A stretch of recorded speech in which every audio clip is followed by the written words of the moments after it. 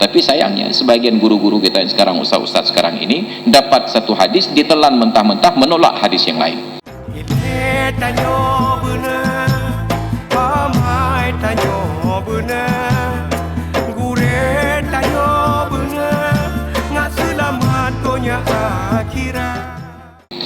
Memahami Al-Quran dan hadis secara literal berdasarkan tulisan, ada mazhabnya, mazhab Ibnu Hazmin Al-Zahiri. Beliau sangat literal. Kalaulah kita pahami Islam secara literal, banyak sekali dosa kita. Ada hadis Nabi sahih riwayat Imam Muslim menyatakan, la yashribanna ahadukum qa'iman wa may yashrab qa'iman falyastaqi. Janganlah sekali-kali salah seorang di antara kalian minum sambil berdiri, maka barang siapa yang minum sambil berdiri, hendaklah ia muntahkan lagi. Dasar hukum larangan adalah haram, maka minum sambil berdiri haram. Tapi ternyata jumhur ulama katakan minum sambil berdiri bukan haram, bahkan bukan makruh, hanya khilaful aula. Kenapa? Karena Nabi pernah minum air zam-zam disuguhkan oleh Abdullah bin Abbas, belum minum air zam-zam itu sambil berdiri. Kalaulah praktik minum sambil berdiri haram, maka sungguh Nabi tidak akan melakukannya. Tapi kenapa beliau lakukan? Wajib bagi Nabi mengerjakan pekerjaan yang makruh sekali-kali untuk menunjukkan bahwa hal itu boleh, tetapi tidak baik. Ada hadis Nabi, la yanta'ilanna ahad idzan ta'ala ahadukum falyanta'il falyabda bil yamin fa idza khala'a falyakhla bishimal. Apabila salah seorang kalian memakai sendal, maka hendaklah dimulai sebelah kanan, dan apabila melepaskan sendal, maka hendaklah dimulai sebelah kiri.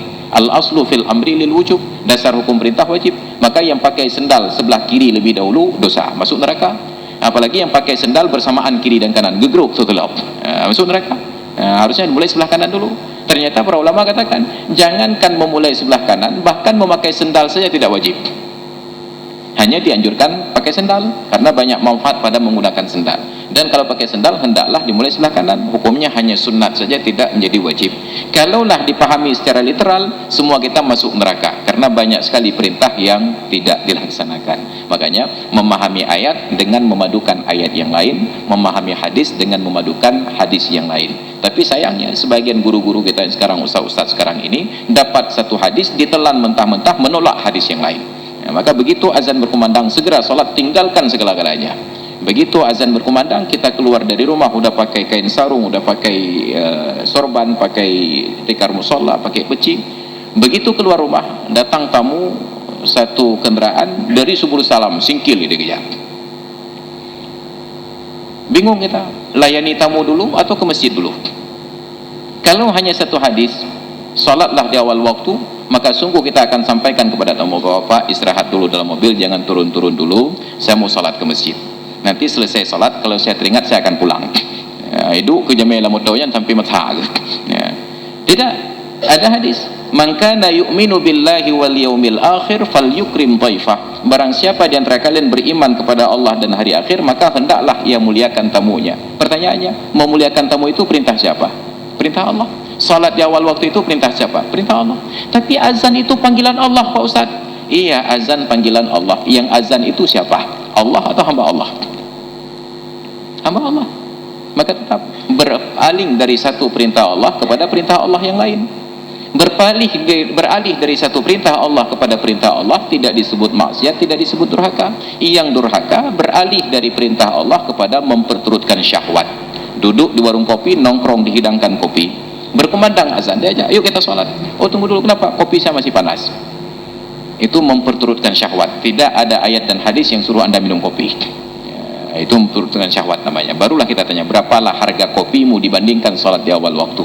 Tapi jangan tanyakan berapalah nilai tamumu dibandingkan sholat di awal waktu. Karena memuliakan tamu wajib hukumnya. Sholat berjamaah paling besar fardu kifayah dalam mazhab Syafi'i. Malah Imam Syafi'i sendiri menyatakan sunnat muakkad. Maka ada hal yang penting salat itu dalam waktu, dan yang penting salat itu berjamaah. Jangan sampai tidak dalam waktu ataupun tidak berjamaah. Tapi memuliakan tamu itu fardhu ain untuk tuan rumahnya.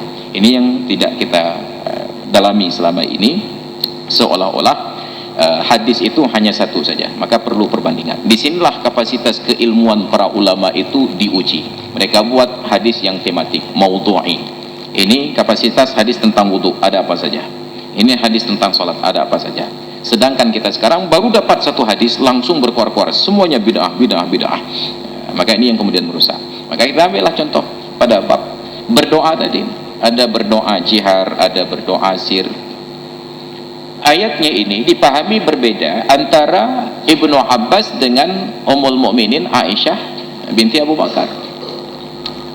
Wala tajhar bi salatika wala tukhafid biha wabtaghi baina dzalika sabila. Jangan engkau jiharkan salatmu dan jangan engkau rahasiakan. Carilah antara jihar dan rahasia itu jalan keluarnya.